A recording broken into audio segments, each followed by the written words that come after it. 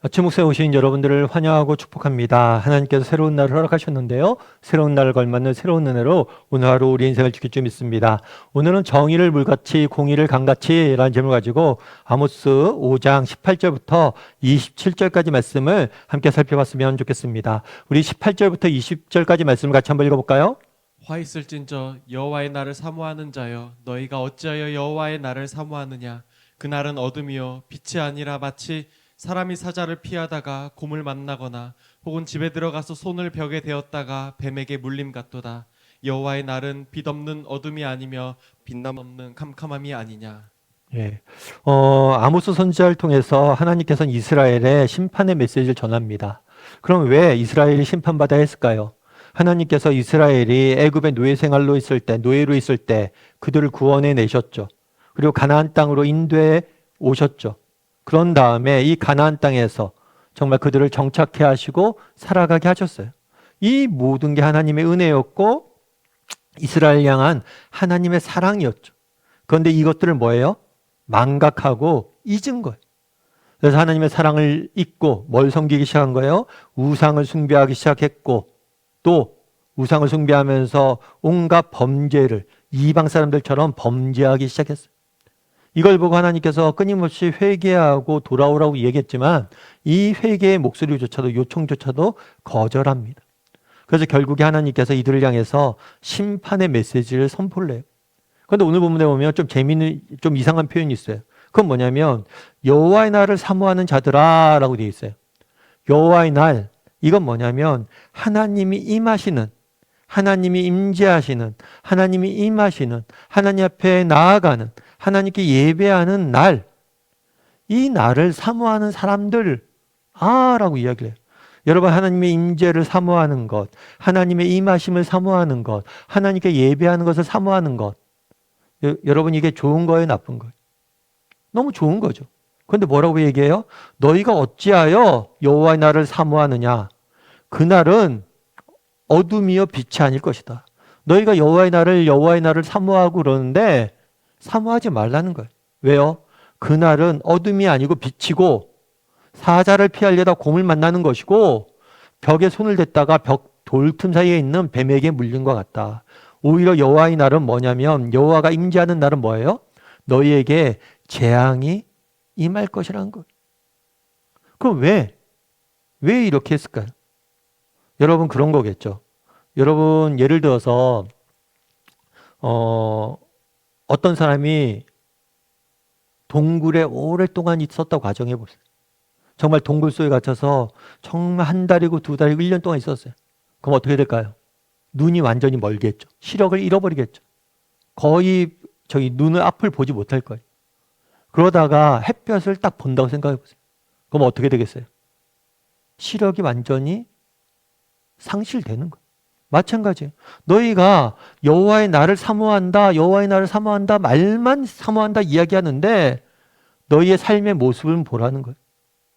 너희의 행위를 보라는 거예요. 입으로는 정말 하나님을 사모하고 여호와의 날을 사모한다 이야기하는데 너의 행위는 우상을 숭배하고 범죄하고 있진 않냐는 거예요. 그래서 뒤에서 계속해서 이렇게 이야기하는 거예요. 우리 21절부터 24절까지 말씀을 같이 한번 읽어볼까요? 내가 너희 절기들을 미워하여 멸시하며 너희 성회들을 기뻐하지 아니하나니 너희가 내게 번제나 소제를 드릴지라도 내가 받지 아니할 것이요 너희의 살진 희생의 화목제도 내가 돌아보지 아니하리라. 내 노랫소리를 내 앞에서 그칠지어다. 내 비파소리도 내가 듣지 아니하리라. 오직 정의를 물같이 공의를 마르지 않는 강같이 흐르게 할지어다. 뭐라고 되어 있냐면 내가 너희 절기를 미워한대요. 그리고 너희의 성회, 모임을 내가 기뻐하지 않는데요. 너희가 내게 드리는 제사, 예배를 내가 받지 않을 거래요. 그리고 화목 제물도, 너희의 찬양도, 너희의 정말 악기로 이야기하는 노래도 내가 듣지 않을 거란 거예요. 왜요? 그들은 이런 형식이 있으면 이 형식만 지키면 괜찮다고 생각했던 거예요. 그래도 우리가 예배하지 않냐? 그래도 교회 나와서 우리가 예배하지 않냐? 괜찮지 않지 않냐? 라고 이야기한 거예요. 근데 중요한 건 뭐냐면 형식만 있고 뭐예요? 마음이 없다는 거예요. 뒤에 뭐라고 그래요? 오직 정의를 물같이 공의를 마르지 않는 강같이 흐르게 할지니라. 그들은 입으로 그리고 그들은 형식으로 하나님을 예배하고 하나님의 백성이라고 생각하고 살았지만 그들의 마음은 그들의 삶의 모습은 하나님으로부터 떠났던 거예요. 그래서 너희 마음에 너희 삶 가운데 뭐가 하나님의 공의와 하나님의 사랑이 물같이 강같이 흐르게 만들라는 거예요. 그래서 우리도 한번 돌아봐야 돼요. 우리도 어쩌면 예수님을 믿는다는 이름은 있죠. 성도라고 사람들이 부르죠. 또 우리가 나와서 예배도 드리죠. 그런데 정말 그 형식에 걸맞는 마음이 담겨져 있는가? 그리고 내 삶의 모습은 정말 단순히 내가 모여서 교회에서 예배 드릴 뿐만 아니라 내 삶도 하나님께서 기뻐 받을 만한 삶인가? 이 부분에서 우리가 한번 돌아봐야 돼. 우리는 정말 일관성이 있는가? 우리 입술의 고백과 우리의 삶의 모습이 정말 우리가 모여서 드리는 예배 못지않게 우리 삶으로 드려지는 예배가 하나님 앞에 일관되게 드려질 수 있는가? 이 부분을 여러분 한번 돌아봐야 돼. 우리가 자녀를 키울 때도 중요한 게 있어요. 자녀를 키울 때 중요한 게 뭐냐면 일관성이에요. 아이들이 그런 거죠. 예를 들면 어떨 때는 아빠가 화내요. 근데 어떨 때는 화를 내지 않아요. 그럼 어떻게 하겠어요? 아이들이 어떻게 행동해야 될지 모르는 거예요. 그리고 우리 자녀들이 불만 갖고 있는 게 뭐예요? 왜 언니한테는, 왜 동생한테는 이렇게 하면서 나한테는 그렇게 하지 않냐는 거예요. 일관성이 없다는 거예요. 그래서 자녀 교육을 할 때 있어서 가장 중요한 건 일관성이라고 그러더라고요. 이건 자녀 교육뿐만이 아니죠. 여러분의 사회생활 할 때도 여러분 직장에 여러분들이 리더입니까? 그럼 여러분 일관성이 얼마나 중요해요. 예를 들면 그런 경우가 있다고 그러더라고요. 어떤 상사는 늘 화만 낸대요. 어떤 일만 하면 화만 낸대요. 그런데 그런 사람이 오히려 낫대요. 왜냐하면 그 사람은 일관적으로 화를 내니까. 그런데 어떤 사람은 화를 냈다가 똑같은 일을 어떨 때 안 내고 이렇게 반복되면 그것들을 맞출 수가 없다는 거예요. 그래서 일관성만큼 중요한 게 우리 삶엔 없다는 거죠. 여러분 마찬가지 아니냐는 거예요. 신앙도. 여러분 정말 우리의 일관성이 있느냐는 거예요. 우리의 몸과 함께 뭐예요? 우리의 마음이 따라가고 있냐는 거죠. 어떤 인디안의 이야기를 읽었어요. 이 인디안이 말을 타고 가다가 딱 멈춰섰대요. 멈춰섰더니 사람들이 묻는 거죠. 왜 안 달리고 멈춰섰습니까? 내 영혼이 나를 따라오길 기다리고 있습니다. 되게 미신적인 얘기긴 한데 영혼이 따라오길 기다리고 있습니다. 그래서 내 마음이 뭐예요? 늘 함께해야 된다는 걸 강조한 거예요. 여러분 정말 우리도 한번 돌아봐야 돼. 정말 나는 형식적으로 예배 형식이 있고 신앙이나 형식이 있고 교회 다니다 형식만 있는 사람 아닌가? 정말 예배 나가서 진심으로 내가 마음을 들여서 예배하는가? 그리고 또 예배가 끝나고 내가 삶 가운데 돌아와서 내 삶 가운데 정말 이것도 하나님께 드려지는 예배다 생각하고 내 삶을 하나님이 기뻐하실 만한 제사로 드리려고 노력하는 사람인가? 그래서 내 삶은 일관성이 있는 사람인가? 내 마음과 행동과 이게 일치하고 있는가? 형식과 내용이 일치하고 있는가? 예배와 삶이 일치하고 있는가? 이런 부분들에서 돌아보고 정말 기다리고 이런 것들을 맞추려고 노력할 줄 알아야 돼요. 물론 사실 이것도 쉽지가 않습니다. 정말 세상 속에서 믿는 사람처럼 살고 정말 우리의 삶 가운데 정의가 물같이 공의가 마르지 않는 강같이 흐르게 하는 게 쉽지가 않죠. 그럼에도 불구하고 정말 우리가 일관성을 추구할 수 있어야 돼요. 그랬을 때 우리의 그 삶을 통해서 하나님께서 기뻐 받으시고 우리를 통해서 일하시는 겁니다. 그래서 정말 오늘은 일관성이 있는가? 나는 정말 예배에 잘한 성도라는 이름만 갖고 있는가? 아니면 이름에 걸맞는 삶을 살고 있는가? 나는 정말 예배 드리는 형식만 갖고 있는가? 아니면 진심을 담아서 예배하는 사람인가?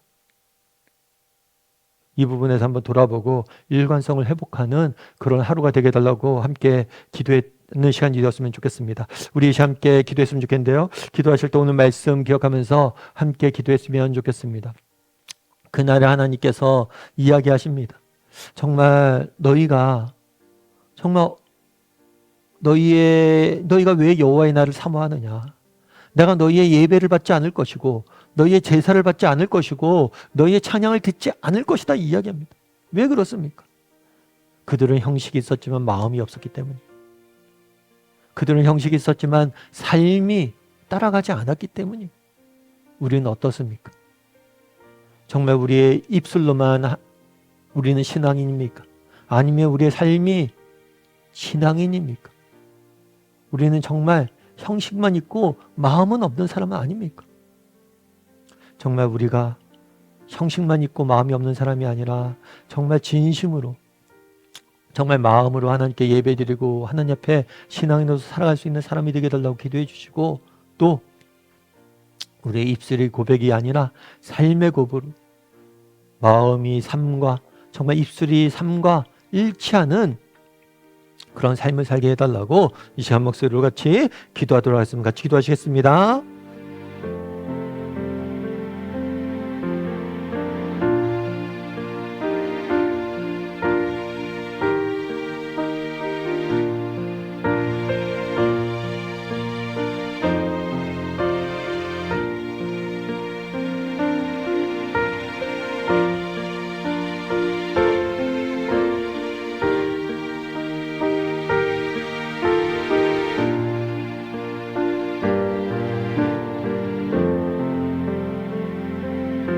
사랑의 하나님, 그날 하나님께서 너희의 제사를 내가 받지 않을 것이고 너희의 예배를 받지 아니할 것이고 너희가 드리는 찬양을 내가 듣지 아니할 것이고 너희의 절기와 너희가 하는 모든 행위를 내가 싫어할 것이다 라고 이야기합니다.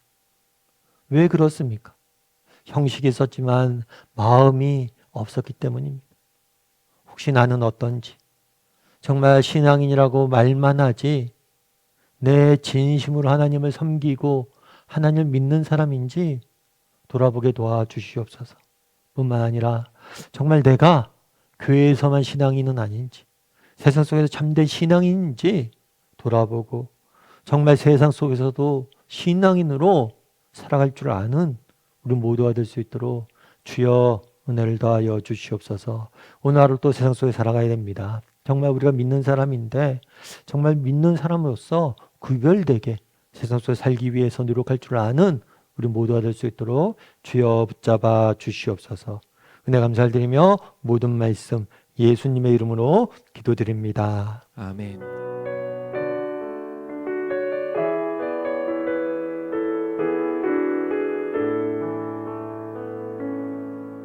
나의